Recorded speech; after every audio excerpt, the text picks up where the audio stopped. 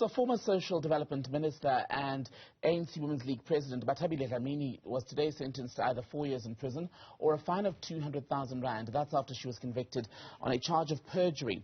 That emanates from a process inquiry, a hearing, in fact, that took place into the department's bungling of the social grants payment system during 2018, that's when this inquiry was happening. The SASSA debacle affected millions of social grant recipients in this country. Well, the former minister has today then elected to go with the fine of 200,000 rand. She will only have to pay half of which as per the sentence tonight. Let's get an update with our reporter Linda Mnisi, who was at court this afternoon. Linda, so the former minister opting to go with the fine, when will she make the full payment? Well, you'll remember, Tembegile, that once she has been convicted and sentenced of the crime, what then follows is, abiding by that particular sentence. And what we heard in court today, 200,000 rands or 4-year jail term, and she opted to pay that particular fine. So looking at the sentence itself, it says half of the fine itself has been suspended, which means that she needs to only pay the 100,000 as part of that particular fine. Now, before she could even go out of court, you'll remember, she has to pay a portion of that fine or pay that entire fine, and she's opted to pay about 20% of that particular fine, and that's before she could even step out of court. Her lawyers, rather, have asked for an extension and that she be released on warning until the 29th of April. Now, she has until the 29th of April to pay the remaining amount of the fine.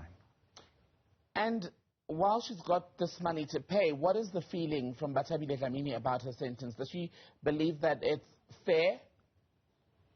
Well, you'll remember, Tembegile, there were big expectations around, what she would, or how she would be sentenced, given the fact that the former Social Development Minister, Bathabile Dlamini, was not a first-time offender. You'll remember in 2006 she was convicted of fraud and paid 120,000 rand of fine. So there was big expectations, of course, in terms of what the court would sentence her to.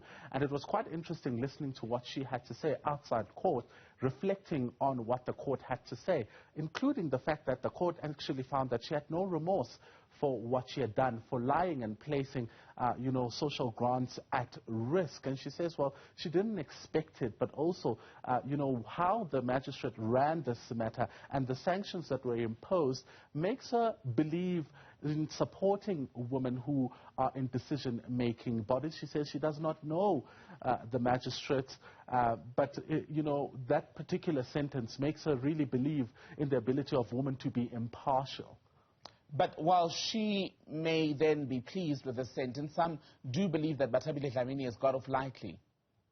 Indeed, Tembegile, and if you look at, where this matter stems from, even in that inquiry that was headed by Judge Mwepe, that report that came from that inquiry labeling her as an evasive witness who really did not want to answer questions, sometimes answering questions with I don't know, I don't remember. Even with this particular perjury trial, opting not to take the stand to kind of clarify what she meant by the fact that the work streams, those controversial work streams, did not report to her. So there was, of course, expectations of perhaps a harsher sentence, but also the court looking at that particular previous conviction, saying that it happened over 15 years ago, and during that time she was also appointed as the Minister of Social Development, or appointed as a minister. It had to take that into account, also public opinion, but also her interest, given the fact that during mitigation and aggravation of sentence, she said that she was a 59-year-old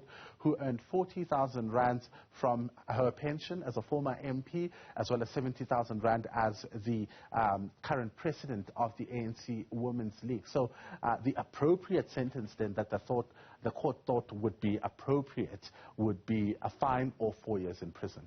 Linda Mnisi, Newzroom Afrika reporter, thank you very much for that update.